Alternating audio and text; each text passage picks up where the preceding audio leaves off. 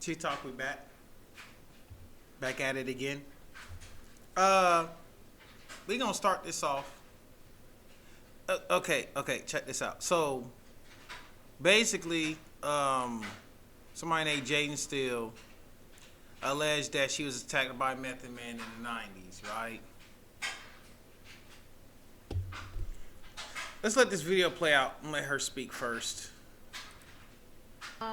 You guys want to know the reason why all of these people are coming forward now telling their stories and they didn't do it in the past? Well, being a model for over 12 years and being in this industry, I was physically attacked by a very large rapper in the 90s who's actually now an actor right now today. This man attacked me. I defended myself. 10 squad cars were called to the hotel because we tore that bitch up. You needed 10 squad cars for two people fighting? 10 squad cars were called. There wasn't one police report written about the incident. I had 5 officers come up to my room, take a statement. Not one police report was written. I worked for attorneys at that time in New York. And because my attorneys represented the head of the record label he was on, they told me to pick my battles. You want to know why? That's why. So let me get this straight. So she said that she was a model, worked for attorneys. Those attorneys worked for the company executive, and then told her to pick her battles. Okay. So it seems like there's some type of fad that's going on now, where women who've been assaulted in any way, shape, or form are waiting until men reach a certain type of success, and then they want to come out and open, or they're waiting until they're financially burdened and then they want to come out and open. How many rich women have I seen come out in the open and admit something happened to them? Let's be for real. The very few who has, like Rose McGowan is one of the big ones who came out and spoke against Harvey Weinstein and others in the industry, and nobody believed her until they found out she was telling the truth. But these other people who wait almost 3 decades before saying something, why not say it then? It don't matter if somebody's trying to keep you quiet. You keep talking. You keep fucking talking. Because here's the thing. At least it's on record. If you keep talking, even though they try to shut you down, at least it's on record that you said something. But when you're waiting, like, so many years later to say something, right, either when you run out of money or when that person who did something to you reach the pinnacle of their career or a certain wavelength of their career, it's like, really? Even if people don't believe you, still say something. Because Rose McGowan, her career got ruined when she said something, but she kept going, and she kept going, and she kept going. I think that's the lady from Charmed, the ginger that was on Charmed, Rose McGowan, I think that's her name. But she kept going, and she kept going, and she kept going. And guess what? Because she's been saying it for years, even at the expense of her own career, it gave it merit, it gave it validation. So that's why Harvey Weinstein got snatched up like that, because basically they was no longer protecting him. See, what they don't realize is a lot of these people who thought they've been getting away with something, they're no longer being protected, like P. Diddy and some other motherfucker. But when you keep on and keep on at it and keep on at it and keep on at it, then yeah, don't wait until your career reaches its low or somebody else's career reaches high. If they did it, say they did it right then and there. And there's one commenter that says they better not drop him from power. They're not going to drop him from power. They're not. You So Nosy said that. They're not going to drop him from power. They're not. Let me get one. Let me get one.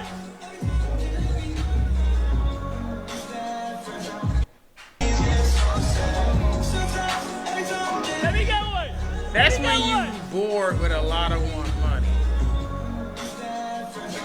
That's when you bored with a lot of money. He said, bro, I got so much money, I'm going to just give it away. But when we look at it, let's break down when we look at it, though, because it's still a lot of money, right? So each of them bands, that's like 100, 200, 300, 400. Look like a 500 in there, 600, 700, 800. I'll be surprised if each band was $1,000. If each band was 1,000. That's 1,000 ones. I'll take it. Look, all you got to do with 1,000 ones, right, is get like at least $300 and $1 bills, and then like 7 ones, and then wrap the ones in there, and then you can look like a big baller. So you got like 7 rows. So somebody think, oh, he got money, but really it's only like 7 $100 bills and 300 $1 bills. I'm childish. This dog is so dangerous that even tigers fear him. Introducing the Alibi, also known as the Central Asian Shepherd Dog, a breed that's as badass as it is loyal. Originating from Central Asia, the Alibi has been bred for thousands of years to protect livestock against predators like wolves and even big cats. This is not just a dog, it's a fearless guardian. With their massive size, powerful build, and deep bark, they are a formidable presence. A full-grown Alibi can weigh up to 176 pounds, with a thick, dense coat that protects them from harsh weather and injuries. But it's not just their size that makes them excellent protectors. The Alibi possesses a calm but confident demeanor. They're incredibly intelligent and independent, capable of making decisions on their own in protecting their pack. This breed is known for its strong territorial instincts and unwavering loyalty to its family. The Alibi's ability to assess threats and protect against them makes them one of the most reliable bodyguard dogs you could ask for. This dog is so dangerous that even tigers fear it. I want one. I don't even like dogs, but I want one. Like, I want one. What video game is Lucifer playing in episode 8 of season 4? Thanks for the question, let's figure it out. Oh, that is a very quick cut, but it seemed like a good look, and thankfully we get another good look at the game right here. I immediately have a few hunches as to what game this is, as it's clearly a fighting game, but I'm not a huge fighting game guy, so I'm gonna have to do a little digging. I always begin these by looking for any telling clues, and the first thing I noticed was the purple bars at the bottom that said Shadow. So I immediately went to Google and typed in fighting game Shadow meter, and I found this. A game that I most definitely knew of, yet I've never played, called Killer Instinct. Yeah, Killer I know it's Instinct Killer is a Instinct 'cause I storied fighting recognize franchise, Cinder. but a reboot of the series came out as an Xbox One exclusive launch title in 2013.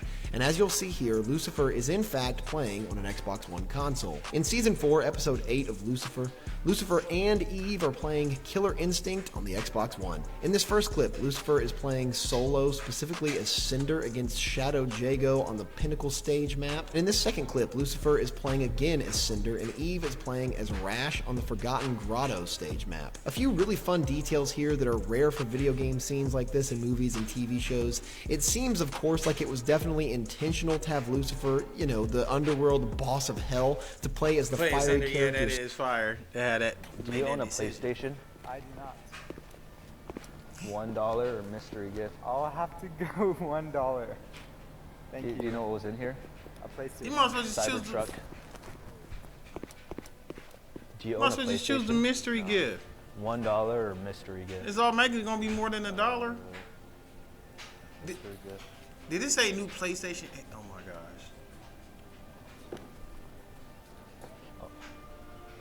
Open that bad boy up. Why he looking at the camera like that?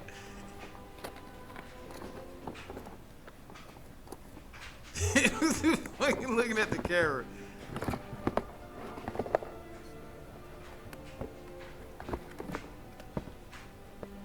That's funny. That's funny.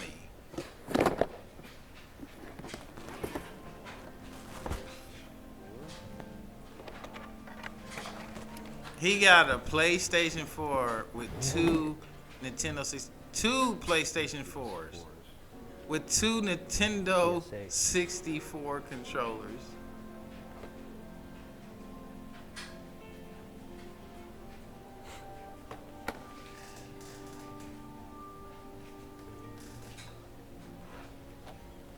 Drake, please collab.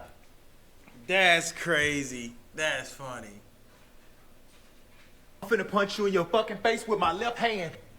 What the fuck?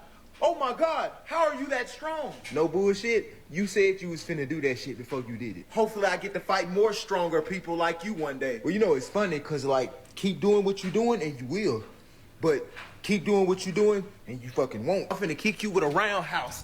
Oh my God. Yeah. Well, shit, we figured out. I guess you won't. I'm finna punch you in your fucking face with my left. the dumbest family in America. Really? A Caroline County, Virginia family found $1 million in the middle of the road. Emily Shantz tells CBS affiliate WTVR What? she and her family were out for a Saturday afternoon drive when they hit something. They thought it was trash, so they put it in the back of the truck. When they got home and looked, there were plastic bags inside filled with cash. So what would you do in this situation? I would have kept the This money. family called authorities, who believe the money belongs to the Postal Service meant to go to the bank. Major Scott Mosier tells WTVR he's proud of how the family represented the county with their honesty. Katie Johnston for WJZ. Oh yeah, he's proud of it, all right. He's proud of it all the way to the damn bank. They kept that damn money. Them police officers kept that money. You know how many cases there have been and how many situations there have been when police officers literally got money from citizens like this who decide to say, hey, I'm going to be super honest and just give this $1 million. Then they be like, well, the karma's going to come back on them. Good people die every day. I don't think that karma's going to come back on them in a good... Not specifically saying him, but I'm just saying in general. So, no. You're better off keeping $1 million and spending $1 million feeding homeless people than giving it to the police for them to not only not give you anything as a reward, but to keep the money and put it in their pockets. There's not even a specific label where that money comes from. For all we know, that money could come from a bank robbery, or somebody could have just put it there on purpose because they're like, hey, I hope this person find this random $1 million because I've got billions of dollars. It could have been any situation, and you went and turned the money into the...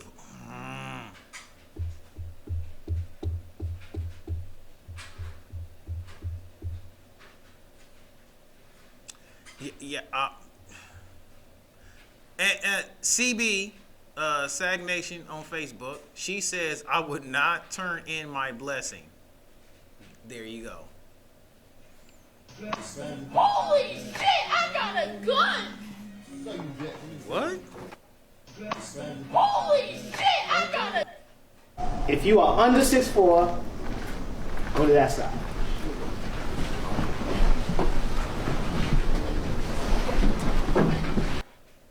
So what, you just want me to walk away?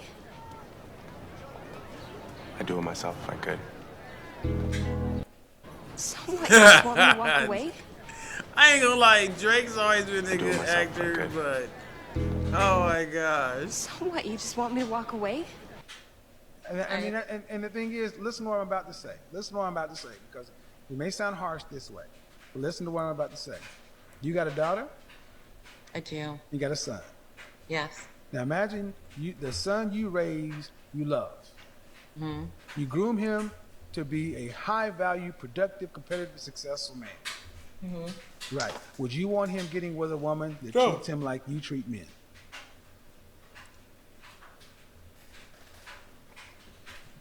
I don't. She paused on that. No. She paused on that one. No, he make a point. He's saluting with the wrong hand. He makes a point though. You got a lot of these people. It could be reverse video. You got a lot of these females out here who treat men like trash. But then when it comes to their own sons, they be like, ain't no B out there treating my son like this and that. But didn't you do the same thing? You think that concept of how men treat women when they have daughters one day, that concept wouldn't be on you when you have a son one day? People need to understand how you treat other people, they're always going to come back to you. Whether it come back to you directly or whether it goes to your descendants. But it's always going to come back on you, and it's going to affect you. It ain't like it ain't going to affect you. That's not fair towards your kids or any descendants when you sit up there and choose to be a butthole. Treat people with respect. If you don't want to, take your consequences and move on. But yeah, you're not going to sit up there and disrespect men and then act like a female ain't going to do the same thing to your son. And vice versa for the men as well. And men know better because a lot of them out there like, well, I was young once, so I know what you're up to. No, what you're doing is you're judging every single boy based off of who you are and what you did. And now you're scared that karma's going to come back onto your daughter, and now you want to be a butthole to the person that she's with because of your own guilt. Let's go. Let's go. Find everything you need today? Yeah. Goku versus Superman is a debate that's been going on since the creation of these characters, and the fan base of both sides will never yield to the other. There's a brand new Okay, death battle between these two. I'm gonna put it to you like this. Goku is basically Japan's Superman, basically. But I'm gonna put it to you like this. It honestly doesn't, and I know as a community we do this, but when we look at it within a different perspective, point of view, these mashups really don't make any sense. If you feel like your character's not going to win in the mashup, you can just write it some bull crap ability so it can be the best one. So to have Superman go against Goku, first of all, these are two different universes. It'd be impossible to measure up their power scaling because not at any moment in time has Goku actually been shown to be able to move the earth, whereas Superman has been actually shown to move the earth. Number one. Number two, Goku is also been seen as a world destroyer, right? But we know the power scaling in Dragon Ball Z doesn't make any sense, especially after the Frieza saga. The power scaling went crazy. I remember, and I do remember this, it might be a Mandela effect, where the power scaling was such to that when Frieza was at 25, at the 10th of his power, when he transformed into his second form, his power level was 1 million.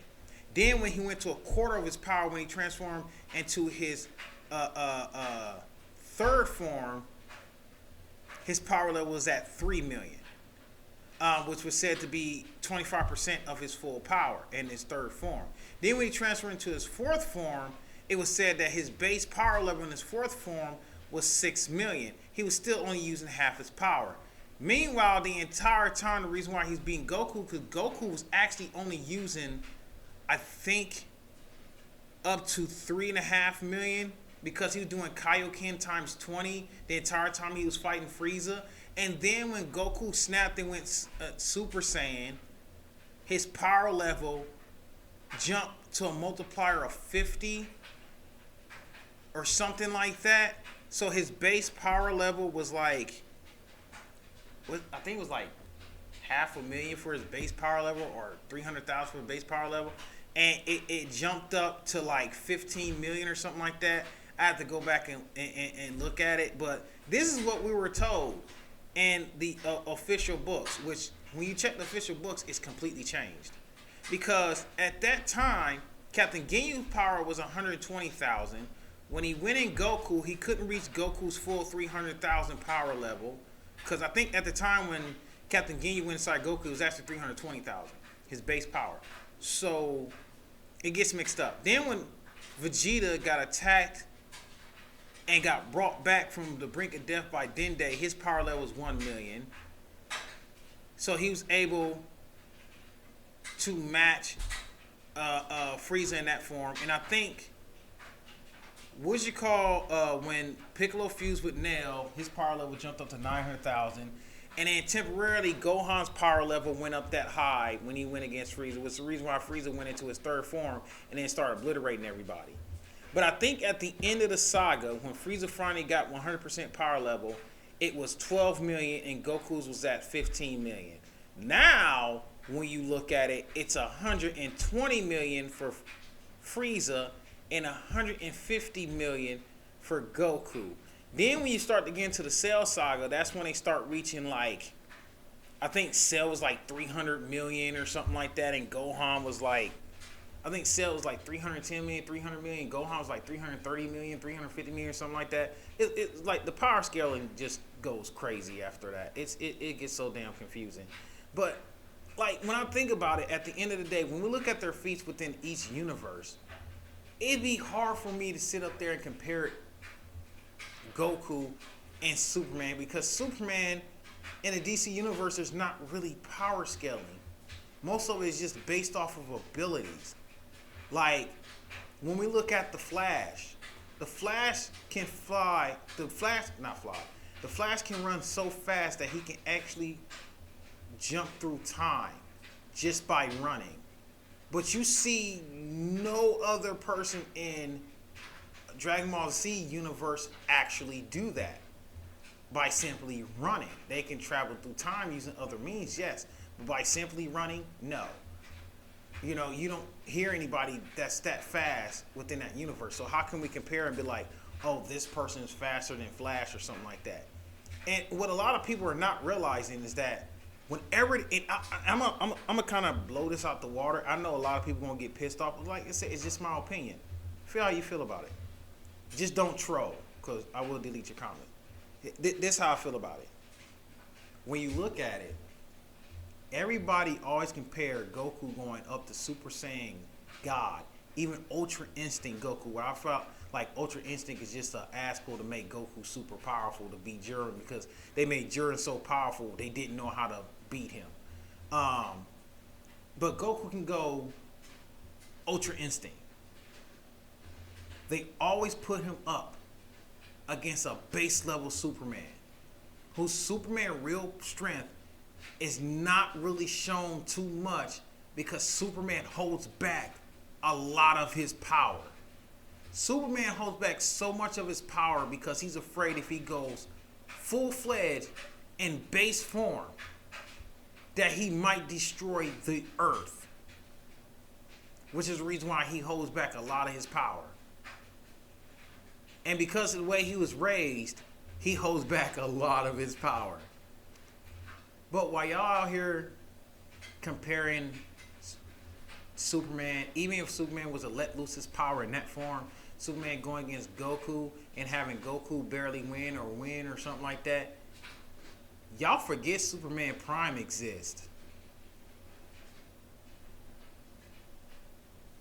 I'm gonna just leave it at that. I don't know about you guys, but Chuck E. Cheese destroying all of their animatronics in a video right after FNAF came out is more reason to believe that FNAF may have been created because of Chuck E. Cheese. There was literally no reason for them to smash up these animatronics, but they could have sold them and got thousands of dollars for them, as they are very, very good memorabilia pieces. And for them to pull this move right after FNAF hit theaters is even more suspicious. I don't know about you guys, but FNAF came out in 2014, and the incident that happened at Chuck E. Cheese in 1993 may be the whole inspiration behind it.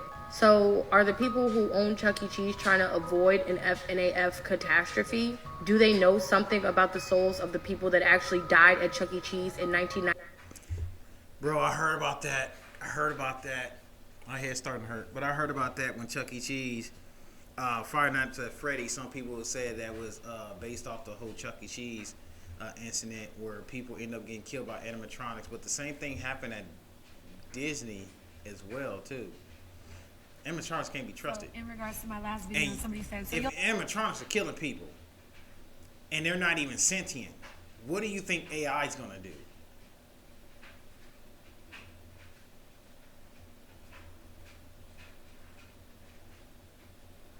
She's going viral for saying that she will never put her baby daddy on child support. They collect the child support to be spiteful. Okay.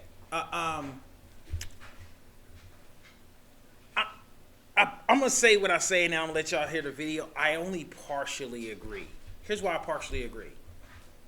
If he's trying to be in the child's life, and when the child's with him, spending time with him, and he's spending money buying clothes, buying food, and, you know, taking care of the child, and y'all taking turns, and y'all got that mutual agreement, no, don't put him on child support.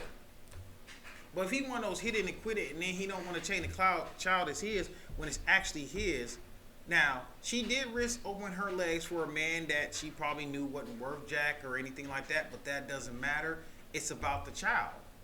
So if he don't want to take care of the child, I'll say, even though child support is a government's way of getting extra money, I say, yeah, put him on child support. Put him on child support. Get that little extra money from him. But if he wants to be in his child's life and take care of his child, man, don't put that man on no child support. I'll never put your baby daddy on child support. And the answer is no. Let me tell you why. I'll never put my baby father on child support because I have to deal with this man for eternity, okay? It's not just 18 years. Like, life doesn't just stop at that. No. Until I'm gone, he's gone, or the baby's gone, we have to communicate because I believe in family. So until one of those things happen, that man needs to be your friend. Now, I'm not saying you gotta sleep with him or you still gotta be with him or you gotta follow his direction. No, but it pays to build a... Y'all wanna know what the real... So in regards to my last video, be with him or you gotta follow his direction. No. But it pays to build a friendship with that man. And you can't build a friendship when you get the courts involved to put him on child support to make these small ass payments because you're low key living off the payments. And some women aren't. They really support the child with the payments. But for the ones that don't, they collect the child support to be spiteful and to, you know, try to help maintain their life. I'm not built for that, okay? I would rather just work a little bit harder and deal with the headache of having to work a little bit harder or go a little bit harder than to put my baby daddy on child support. I'm not doing it. I'm not putting my baby father on child support. We need to be friends. And if you don't want to be here, if you don't want to be present, I'm not going to force you to be present. You don't want to be here? Well, shit, I don't either. I kept... Yeah, I'm with that other comment person that, with Jetta, if I say that last name incorrectly, I apologize. Stodovici says, if I said that right, I apologize. But if I didn't say that, I apologize. But I'm like this. If he don't want to be in a child's life, he don't want to help you at all, put him on child support. But if you want to be in that child's life, there's no point in putting him in child support because he's going to take care of the child while the child's with him, while y'all taking turns with the, even if you got to do like every 2 weeks. You with me for 2 weeks, you with him. Because see, this is the thing. If you swapping out every 2 weeks, that allow you, if you got a dating life going on, you're trying to go out and date other people, you can do that. You get that 2 weeks where you get to enjoy, you know, doing what you want to do, hanging out with the girls and stuff like that while he got the child.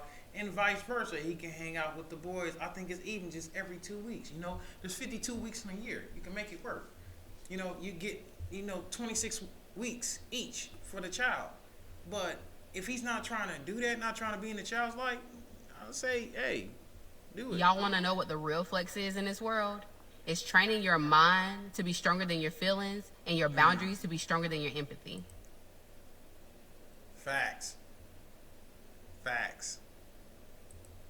Y'all want to...